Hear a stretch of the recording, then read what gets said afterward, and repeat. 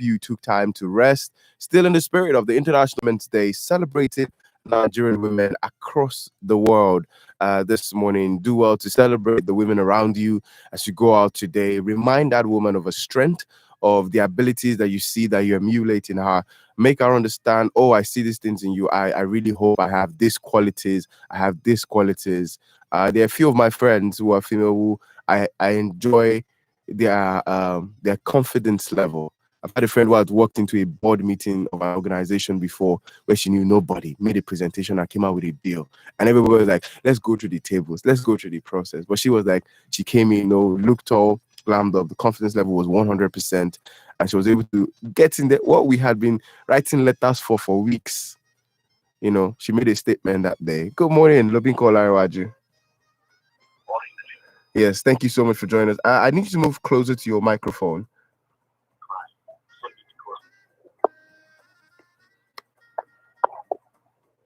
Okay. Can you hear me now? Hello? Are you talking to me? Yes, I can hear you loud and clear now. Yes, I was trying. Good morning, Daniel. How are you? I'm very fine. Good to have you this morning. Join us. Three wonderful girls. Three wonderful girls. Yes, I see how you take time to to celebrate them as much as possible. What is something you have learned from fatherhood? Being a father to three girls. Being a father to girls, you need to pay more attention. You need to. The girl child is the more sensitive than the boy child, so you need to be there to always give them the moral, emotional, and social support. And most importantly, I think the girl children are closer to their dad. They would rather want to confide in their dad more than they do with their mom, because they spend more time with their mom for that. Okay.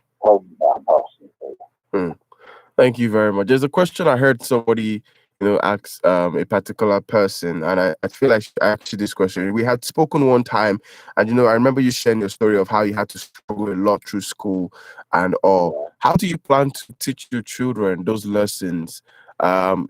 I know that they cannot, by you have been graced by God, and you have made life better for yourself, and of course you're hoping to give your children a better life. But there were certain lessons you learned from that struggle of having to go through that phase of your life. How are you hoping to teach your children those lessons, even though they cannot go through that kind of experience? Yeah, one of the things that I try to teach my children is you can't always have everything you want. Life will throw disappointments at you, whether you like it or not. At those points, do you break down and not move on, or you keep it moving? I teach them resilience. It doesn't matter if you can't get it today. It doesn't mean you can't get it tomorrow. But don't allow that to be your focus. You just keep it every day at a time. Okay. And then integrity. I mean, in the midst of it all, integrity is key. I mean, never ever switch sides based on emotions. You should only switch sides based on beliefs. You've got to know and always stand for something. All right. Thank you. Thank you for saying those words this morning. I believe somebody has learned something new today. This is the newspaper review. We have Lobin Kolarewaju, social commentator, helping us this morning on the newspaper review with the analysis. I also have in the studio Esther Alaribe. Good morning to you, Esther. Good morning, Daniel. All right. Well, let's go straight into the dailies this morning. We're going to take some headlines before we go into the major stories. Do well to send us a text or a WhatsApp message on 070 317 56537. All right, we have the Punch newspaper with the headline: APC states reiterate commitment to 6-month maternity leave. And Nigeria recorded 7.37 trillion naira foreign trade deficit in 2020. The Nigerian Drug Law Enforcement Agency arrests notorious traffickers, stop US, China, UAE bound parcel. And vaccine distribution begins. Lagos orders wait. SGF, Secretary General of the Federation, orders take jabs today. The Confederation of African Football cancels the Under-17 tournament.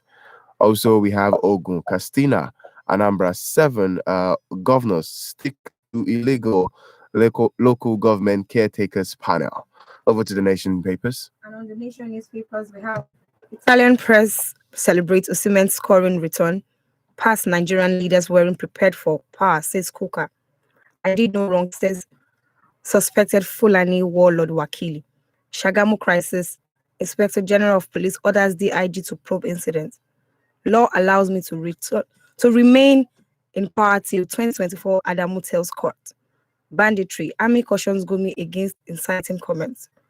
International Youth Day, Bajami Amila seeks transformation of educational system. On the Guardian newspaper. All right, over to the Guardian newspaper. Do well to send us a text or a WhatsApp message on 070-317-56537. The Guardian has the headline, COVID-19 vaccine safe. Government assures as more VIPs take jabs. Port operations raise concerns about e-call up system. Advocate overhaul. Do more for women. Aisha Buhari charges leaders. The ECOWAS Commission laud women for resilience amidst COVID-19 crisis. The Northern leaders hail Zamfara governor for exposing sponsors of bandit. And INEC pledges to conduct better elections in 2023. The This Day newspaper has the rest of the headlines. On this day newspapers, INEC intensifies preparation for 2023 polls, direct electoral materials inventory. On the report, inflation eroding value of minimum wage. Federal government begins distribution of COVID-19 vaccine to states. Again, bandits kidnap 30 in Niger villages. Appeal court set aside judgment disqualifying Ize Iyamu Audu. On banditry, ACF applauds Matawali for exposing soldier, traditional rulers.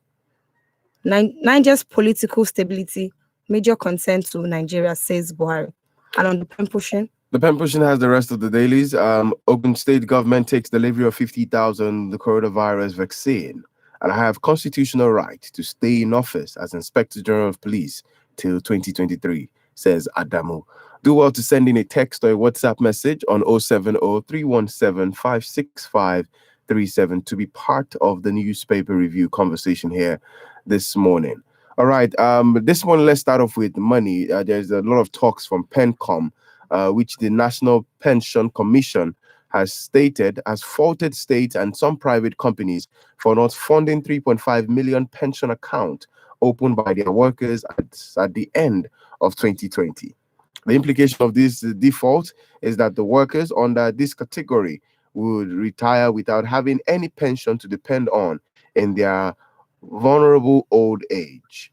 Figures obtained from the Commission on Monday on its review that of monthly report of unfunded retirement savings account showed that the status of the unfunded pension account as at the end of 2020, total workers under the contributory pension scheme stood at 9.2 million, and at the end of 2020, according to the commission, part of the report reads, similarly, this monthly report indicated that a total of 3.5 million retirement savings account had remained unfunded as at the end of quarter 4 of 2020. Let me get your thoughts this morning on certain state. I want to believe that PENCOM could have been more, discreet by giving us details of states, especially because for private companies, we might not necessarily be able to make a list of all of them. But for state governments who have faulted in funding this pension account for these individuals, and let's note, I know we call it pension here. In some other parts of the world, they call it 401k. This is the money that is deducted from the staff salary. With regards to a monthly deduction done over a period of time, which the company is supposed to, I think, equate the percentage being, either they equate to the percentage that is being deducted, or they double the percentage that is being deducted. Irrespective of that, some states which are not categorically stated here by PENCOM, have not particularly stated this state, which is a major concern on how do we know the states to begin to call out. Now, in the fourth quarter, the commission stated that it conducted off-site review of the implementation of the contributory pension scheme in 7 states. That's Ekiti, Delta, Osun, Lagos, Ondo, Edo, and Kebbi. The question is, what happened to the rest of the 36 states that they didn't conduct, this implementation of the contributory pension scheme? How are we sure the other states are actually paying up this particular pension. And it's even a very sad situation now that people would retire and still have to carry placards for their money to be paid, their own money. You see, it's an unfortunate story. Um, Even before PENCOM is coming out to say this, I mean, we all know what's been happening with the pension funds. I remember there was a time I was on air with you, and we were talking about the government borrowing money from pension From the funds. pension account, yeah. Yes, and this is definitely money that won't be paid back. I mean, we know how things work. It's just a case of those in government ransacking everywhere. The way hand robbers do. They want to ransack everywhere. I mean, after getting the main source, they're looking for the hidden source, and that's exactly what's happening. It's so insensitive of our government. But I think what PENCON should have done is go a step further and list out the names of this uh, state, state, state governments, and then The private organization, more important, even especially the the private private organizations. organizations. Even the private organizations. You see, I know that the private organizations, they might have issues, but then, I don't know why. It baffles me. It just goes to show the level of how much we lack sincerity in this country. Mm. A worker is always deserving of his wages, irrespective of what. So it's so unfair. It's so unfair on the worker. I Mm. mean, from time immemorial, I mean, in this country, I'm used to people that work hard having to fight for their money. The military is there; they will fight for their pension. The Okay. police is there; they will fight for their pension. Civil Mm. servants, I mean, how long do we want to do this? Mm. All right, let's get your thoughts on 07031756537 to be part of the newspaper review here this morning. And it's 18 minutes past 8 on the newspaper review. My name is Daniel Adaj. I have Lobinko Larawaju over the telephone helping us with the newspaper review analysis this morning. The Punch newspaper has the headline Ogun, Castina, Anambra, 7 governors stick to illegal local government caretaker panels. So no fewer than 10 states have not conducted elections to local government despite the absence of elected officers in the council. Investigation on Monday showed that some of the local government were being administered by a caretaker committee constituted by state governors. This contradicts a 2016 judgment of the Supreme Court, which voided laws enacted by State House of Assembly that enables governors to sack elected local government chairmen and councillors and replace them with caretaker committee. Findings showed that the states which had yet to conduct local government election despite the expiration of elected officers' tenure included Ogun, Castina, Anambra, Kwara, Oshun, Zamfara, and Sokoto. Also, Imo and Oyo state government sacked elected officers whose tenure had not ended and replaced them with caretaker committee like the 7 states mentioned earlier. Although Edo State has no local government caretaker committee, the local government are being administered by heads of administrations. Among states that have not conducted local government election is Sokoto State, which in 2019 constituted caretaker committee after the expiration of the 3-year tenure of council officers who were elected in 2016. Now, let me get your thoughts on local government. Should I call them departments? Now, local government administration in Nigeria, in states of the country. One of the problems we've had so far in this country is the dependency of local government on the state government. And it was a happy moment for me when I think was it not 2019? Yes, that a judgment was given for the autonomy of local government. So it's still a surprise that some states. It just goes to show you how even those who should uh, protect the law, the executives who should respect the law, is so flagrantly uh, disobey the rules of the land. This shouldn't This should be a criminal offense. Matter of fact, it should be a criminal offense, and I'm surprised that in those states, I'm very sure there are legal practitioners there, there are lawyers there who could actually take it up and sue the states for that flagrant disobedience to the law. I mean, breaking of the law of the land. Thank you very much. 21 minutes past 8 on the radio. But let's look at local government to a large extent. The verdict has not given local government total autonomy because they still have to get allocations from state government in the across board. So take for example, Lagos has 21 local government, and put that into perspective. How functional have this local government been? If the local government are supposed to be the closest to the people, we still have people channeling their grievances, boycotting local government, heading straight into the state government instead of going through the local government. So how can we even set the structure right so that we can begin to see the That's effective? exactly what I was saying. I think in 2019 or so, either 2019 or 2020, there was a resolution. Was it by the House of Assemblies or by the Court of Law? I can't really remember now.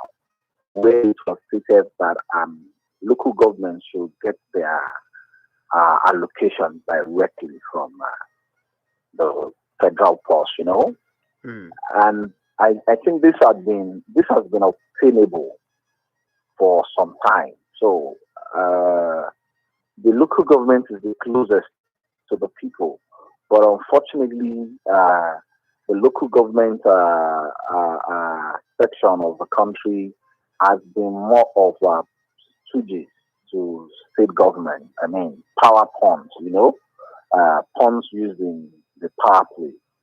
But Hmm. anyway, Nigeria, like I would always say, leadership had always been our problem. And it's like irrespective, Okay. we are always blaming the federal. Yes.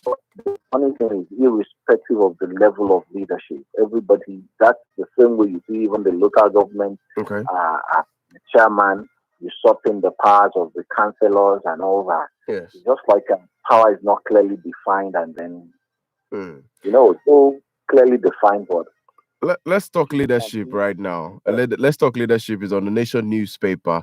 It says law permits me to remain in office till 2023 or 2024, says IGP Adamu. So the Inspector General of Police, Mohammed Adamu, has faulted argument that his continued stay in office was unlawful, having attained the maximum 35 years in service on February 1st, 2021. Adamu argued the new Nigerian Police Act gave him a 4-year tenure, which would only lapse either 2023 or 2024. He insisted that his tenure would elapse in 2023 if counted from 2019 when he was appointed as the IGP, or in 2024 if counted from 2020 when the Nigerian Police Force Act came into force. The IGP's position is contained in the counter affidavit and notice of objection he filed against a suit by a lawyer, Maxwell Okpara, before the Federal High Court in Abuja, challenging Adamu's continued stay in office beyond February 1. In the document filed by his lawyer, that's Alex Iezom San, Adamu contended that the office of the IG is not governed by the general provisions applicable to the rest of the police force. The IGP noted that the provision of Section 18, subsection 18 of the Nigerian Police Act 2020, which is that every police officer shall, on recruitment or appointment, serve in Nigeria's police force for a period of 35 years or until he attains the age of 60, whichever whichever is earlier is with due respect in application inapplicably to the office of the Inspector General of Police in this circumstance. So there's an exemption for the Inspector General of Police. But let me get your thoughts on, I remember approaching February 1st, there were conversations of a lot of people already eyeing the seat of the Inspector General of Police. And I think it was maybe you or Ademi Adeolu who argued that, the IG would still remain in office, that you don't see the president, appointing a new inspector general of police. What do you think about this argument, or with regards to the IGP's tenure extension? Anyway, this is a legal matter, and fair enough, it's already in the court of law, where that has the jurisdiction to determine this. But then, I think in the past we saw we've seen it in the past where people who, I think in the force, I am not so sure now, but then when uh, some people occupy certain office, I think the same thing happened with Bass and what's the name of the former army uh, that Former service was chiefs. yes. Yes, I think what. Then I won't want to talk much on it because I know it's a legal matter as it can always be resolved in the court of law. Mm. But the IGP, yes, you can. Of course, the onus is on the president. One of the reasons why we are, clamoring for a change of the IGP is number one, we should allow growth because for the IG to still be there, that's more of a stagnation. There are other people that could fill up that position. And the IG has used the number of years that constitutionally is allowed. The conditions allowed constitutionally has been fulfilled. So it's supposed to be his house. And secondly, the as the IG been performing to expectation, to the president, all of his appointees have been performing to expectations, and that's why even after they have been eased out of office, they get another juicy appointment as a way to be made ambassadors and the like. So let's just it's not something we should really bother ourselves with. The president has appointed the IG Okay. to be there for another 3 months. Mm. Let's wait out the 3 months. If the president wants him to continue, of course, it's been taken up legally now by some legal professionals. Okay. Then we see how it comes out eventually. Mm. Thank you very much. 28 minutes past 8. This is the newspaper review. Do well to keep your text and WhatsApp messages coming in on 070 317 56537. Well, I want us to take this next headline, a very sensitive one on the Nation newspaper, and it has sparked a whole different conversation entirely. Banditry, army cautions Gumi against inciting comments. So the Nigerian army has warned an Islamic scholar, Sheikh Ahmed Gumi, and opinion merchants against portraying its image in a bad light. It said Gumi and the opinion merchant need to exercise restraint in their comment because troops are not deployed for operation along ethnic or religious line. The caution coincided with the sacking of an emir and a district head in Zamfara state for allegedly supporting bandits. Army Public Relations Director, Brigadier General Yerima, in a statement yesterday, specifically made a reference to a viral video in which Gumi told bandits that soldiers deployed against them were non-Muslims. The statement partly reads, "The attention of the Nigerian army has been drawn to a viral video clip showing the renowned and respected Islamic scholar Sheikh Ahmed Gumi alleging that non-Muslim soldiers were responsible for the attack against bandits. In the video clip, the Islamic scholar was seen telling the bandits that the soldiers involved in the most recent attack against them were non-Muslims. He further stated that they should be aware that soldiers are divided into Muslims and non-Muslims. While the Nigerian army would not want to join issues with the respected as Sheikh Gumi. It, however, important to restate that the army, as national institution, does not deploy its troop along ethnic or religious lines. Therefore, Sheikh Gumi and other opinion merchants are pleased enjoined to exercise restraint, not to drag the image and the reputation of one of the most reliable national institutions to disrepute. So the Nigerian army remains the pride of the nation and had continually defended the territory's integrity of this great nation, Nigeria. Comment suggesting the mudslide of the image and the reputation of the Nigerian army are not only a missile but tendered towards creating bad blood against Nigeria. Furthermore, most operations conducted by the Nigerian army were done in strict adherence to the rules of engagement, code of conduct, and respect for the fundamental human rights of the citizenry without any exception. Let me get your thoughts on Sheikh Gumi as the mediator between Nigerians and the bandit. You see, even beyond Shegumi now, for everybody in respectable leadership positions, especially for those not in government, they need to be very mindful of their utterances. I'm surprised that they've had to wait this long to call into order. I mean, Shigumi in the past 2 or 3 months now have been trending. He's always having something to say, and unfortunately, for the victims of those he is trying to advocate for, his utterances grate more on the nerves of those victims. So yes, as much as we want to talk, we should always be sensitive about what we say. The country is divided more than ever.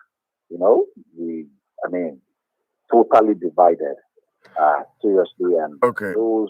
if this country is going to still stand beyond 2023, it's also dependent on what the leader. Shouldn't by now we see headlines of, Sheikh Gumi has been invited to the DSS office to answer questions? Because what we saw when the former deputy CBN president spoke on a particular platform, a few days later, he got invitations for questioning. It just goes to show you that in Nigeria, all animals are equal, but some are more equal, like it was said in Animal Farm.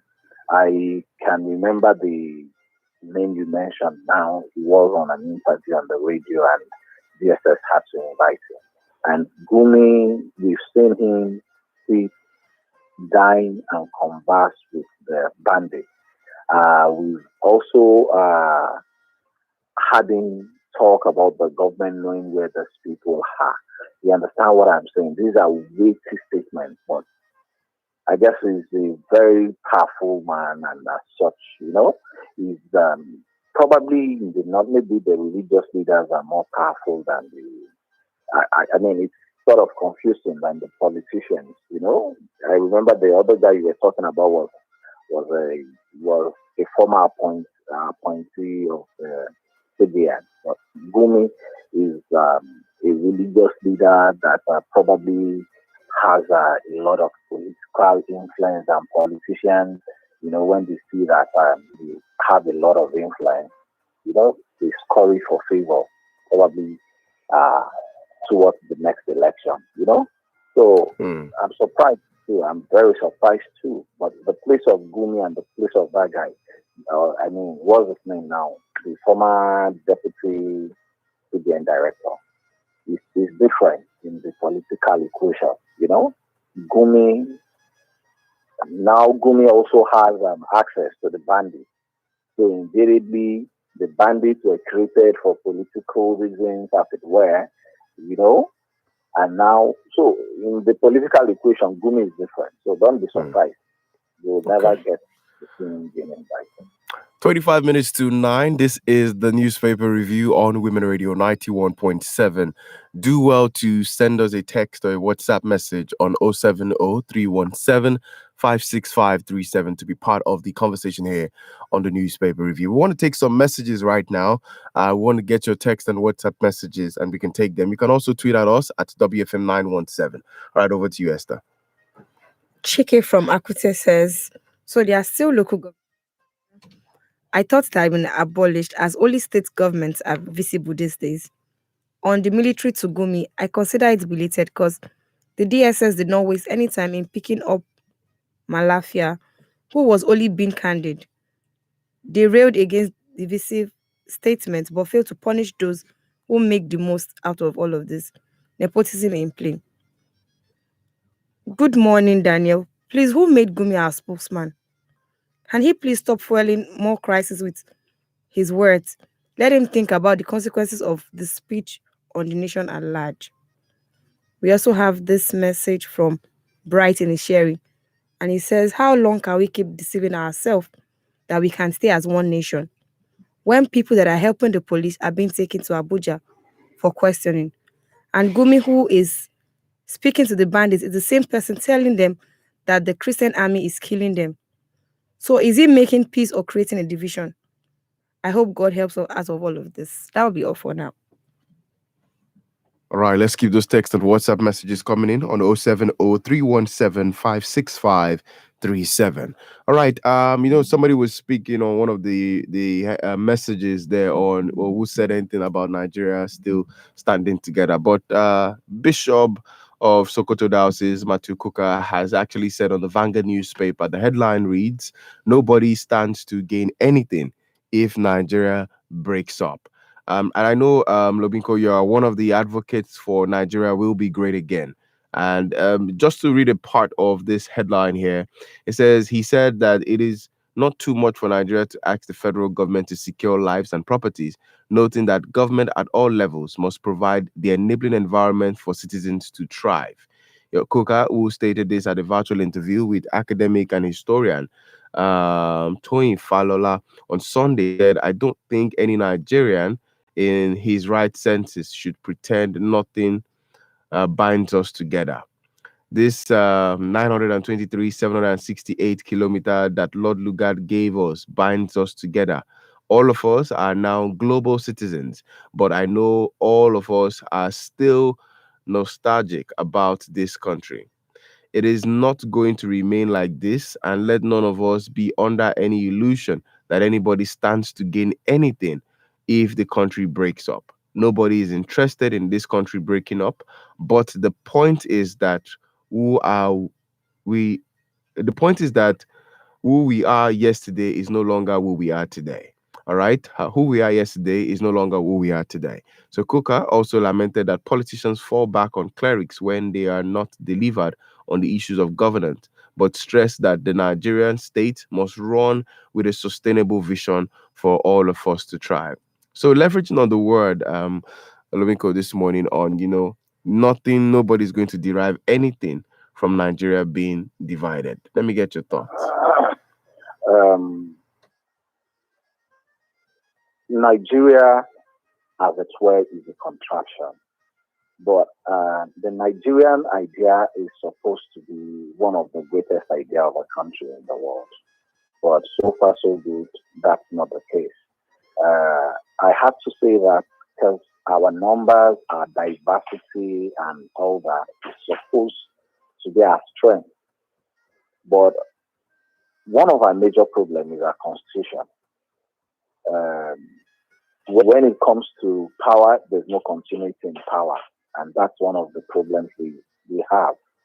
So for Father Kuka to have said nobody is going to gain anything, unfortunately, Nigerians are not seeing it that way now. I think the agitation for division is a good one because when you bring so much to the table and you seem to be getting nothing, of course, there will be dissatisfaction, which is what we are seeing happening in Nigeria. We realize that a section of the country has been benefiting more from the Nigerian contraction since independence, and that is why every other section is looking out for their own autonomy. Talking about gaining or not gaining, of course, for every country or nation that comes to existence, we've seen it happen in USSR. Are they doing fine? The answer is yes. We've seen it happen in Congo, where we now have the two Congos. You understand what I'm saying? So it's Okay.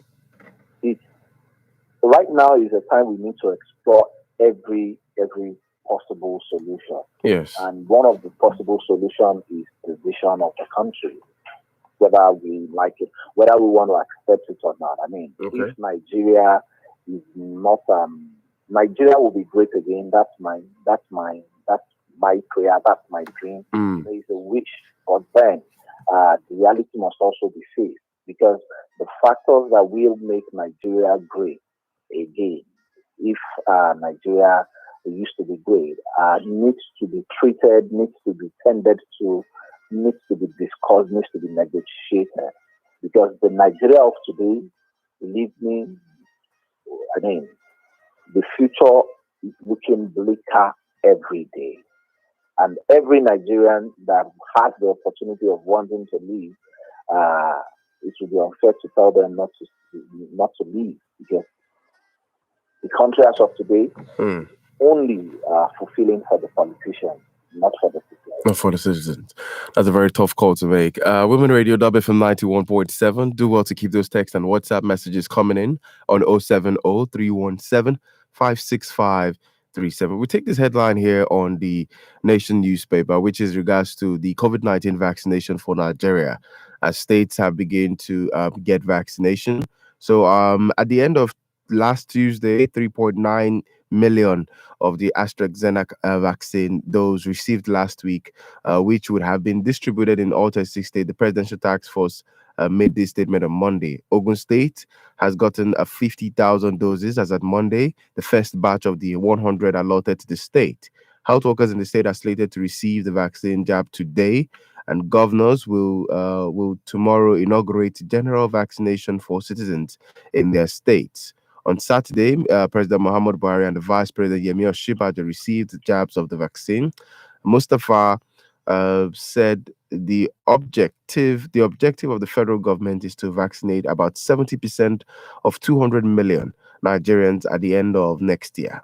A total of 127 million vaccine doses are expected, and the next batch of 18 million would be delivered next month, according to the Presidential Task Force. The executive director for the National Primary Health Care Development Agency, Dr. Faiza Sharif, explained that the rollout of vaccine for citizens will be on Friday. So first and foremost, I think I should find out from you, Lobinko. Are you aware that you have to register to get the vaccine? Yes, but the story of this vaccine and COVID is not really interesting to me, because the way Nigerian government has taken this case, I feel COVID, this vaccine or the thing is all scam. It's just another way of some politicians embezzling money. They brought in 3 million vaccines, right? 10 billion. 3.94 billion. For 10 billion is allocated for logistics to distribute it. COVID is not a scare for Nigeria. COVID is real. You understand what I'm saying? I'm not saying COVID is not real. COVID is very real. But it's not a scare for us. I mean, I expect the government to fund research to see the effects of COVID on Nigerians. As of today, I don't think we've not even hit the 5,000 mark for dead people. You understand? We're not even up to 500,000. That have been confirmed to have the sickness. Yet we are spending so much, yet we are making policies around. We should make policies around what really affects us. We are talking about banditry. We know banditry is breaking up Nigeria. We are talking about insecurity. We know it's breaking up Nigeria. We are talking about hunger in the land. We know it's breaking up Nigeria. We are not bringing about policies to tackle this. And then we now put COVID on our head like COVID is not a scare for us. Like I was discussing with someone yesterday, there's the possibility of even contacted it once, twice, or 3 times. But one way or the other, we've seen even in the midst of all this, every weekend we have parties happening. 2 weeks later, you don't hear of cases. In the countries that should take COVID as a serious matter, when 10 people gather, you realize how the The sickness death rate. spreads fast. Hmm. You understand? Just 10 people. And here we've had cases of 500 people being together, yet 2 weeks later, 1 month later, nothing has happened to one of them. So the variables of COVID is different there from what it is here. COVID should not be something the government should put on its head and then start embezzling again. I mean, that's what I see. So are you saying now that are you of the debate? There's the debate of, these vaccines first and foremost are free vaccine from COVAX. We are the third country in Africa to get it after Ghana and Ivory Coast. So, but do you think the attention given to are you of the debate that the attention that we are using to, or the energy we are exhibiting under this COVID-19 vaccination is most likely a misplaced priority? It is a very big misplaced priority. It is a very misplaced priority. Imagine the vaccines when they arrived in Nigeria, the celebration was so much and then look at the allocation of funds to distribute it. We could use that for so many other things. In a country where we're talking about retired workers not getting their pension, in a country where we are talking about insecurity, in a country where we are talking about, and for almost 6 months now, the most consistent delivery of the government for the people, for the betterment of the people, has been talks about COVID, how the government is preventing COVID, how the government is. We should be talking about other things. Okay. All right. Do well to keep those text and WhatsApp messages coming in on 070-317-56537. It's 13 minutes to 9. Let's take some of your messages right now. Olawale Mutiu from Alakpere says, the vaccination will degenerate into politics. Now, it will be a case of you have to get a vaccination certificate before you can travel to other country. And that will create room for more corruption. Our traditional leaders are fast becoming useless and irrelevant. The way and manner they do things. Someone was saying the other time that a huge amount of money was carted away from his palace, while another one was snapped with drugs.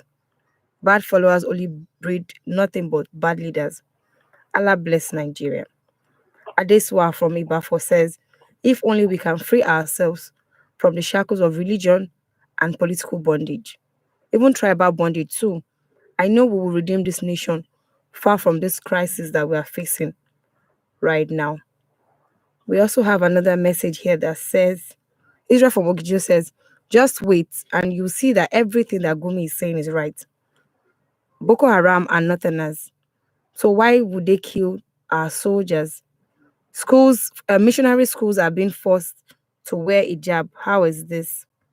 We also have a message from Emeka that says, with all of this happening in this country, I think the attention is being diverted. What we should be talking about now is the resignation of the president, not Gumi and all of this. Chike from Akoti also said, I am beginning to feel like on this issue of Wakili that the security forces have started showing their bias. I really hope that the order will not be swept under the carpet again. And on the COVID-19 vaccine, I'm hoping that the Nigeria vaccine sails through so that we can all get vaccinated. Right. Thank you very much. All right, let's take this last headline this morning. I will most likely call it a wrap. Yesterday is the International Women's Day. The whole week, we're taking our time here to celebrate Nigerian women.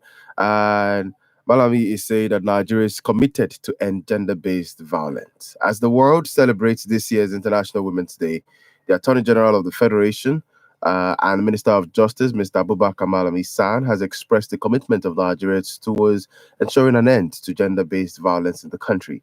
He said the federal government has focused significant attention on the issues of sexual and gender-based violence, was working towards the establishment of specified court and judicial division forced on sexual gender-based violence in the country.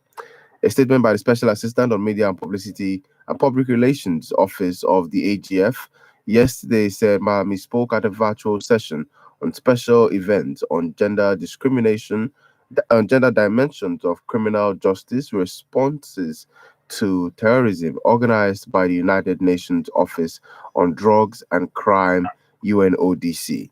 Let me get your thoughts, Lobinko, this morning. The theme for this year is, creating an enabling of how women can thrive, even in a COVID-19 world. And one of the things that there was a big rise in during the heat of the pandemic was the fact that there was a rise in gender-based violence.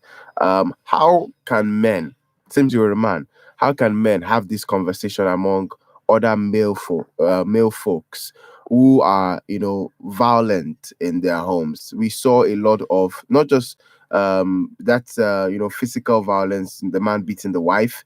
There was also a lot of stories of, fathers, cousins taking advantage of their own children. Where do we start that conversation from? Are we actually willing to have such very sensitive conversation among men? You see, the responsibility of building or acting as a guide is on we the men. So it's a responsibility we must not shy away from. When you preserve one woman and protect one woman, you've protected a nation. We they are the weaker gender, we always say, but then they are the real source of spice for life. So if you have a friend who you think is not treating women right, please don't hold back. Uh, Give it to him the way you should give it to him. And it's wrong. I would never be one that would sit on a table to discuss women violation, women disrespect, and we must, the fact remains for every orientation we have is based on the experiences we've had. So, if you're fortunate to have had a good orientation from the beginning, the onus is on you to also influence others.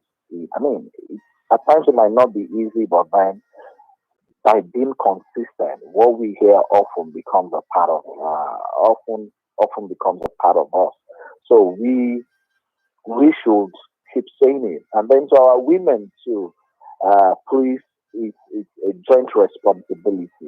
We need to make it a better world. And the only way we make it a better world is find there's so much discourse about women violation. In some cases, there are also men violation. So we need to protect the world by being there for one another, by respecting one another, and then by protecting one another. All right. Thank you very much, Lubinko Olariwaju, for joining us this morning. Really do appreciate you. Thank you for your time. Yeah, my great pleasure. All right. Do have a lovely day. I will take one or two messages and we call it a wrap on the newspaper review this morning. All right, Esther. Soji Badijo from Ipadia says, despite financial autonomy granted the local government administration some times ago, nothing has been done, nothing has changed. It is still the same thing as usual. Let us be sincere with ourselves. The local government is the governor's ATM at the moment. So nobody can tell them to let it go. Unless the citizen rise against this illegal action of the governors, until then, God help us. So that will be all this morning. That'll be all for the morning on the newspaper review. Do well to keep it locked to Women Radio WFM 91.7. It's still the newspaper review, but up next at 9 is the news at 9. And at 9:15, it's the big question on Women Radio 91.7. Do well to be part of the big question conversation today. Promises to be very enlightening and engaging on the other side of 9. My name is Daniel Adaja. Special thanks to Lobinko Olariwaju Bide for joining us via telephone to help us with the analysis, to Esther Alaribe, the engineers this morning. Thank you very much for being part of the newspaper review. We are WFM 91.7, the voice of women, using radio as a tool for women development. We condemn the abuse of women, girls, and children in any shape or form. WFM 91.7, the voice of women.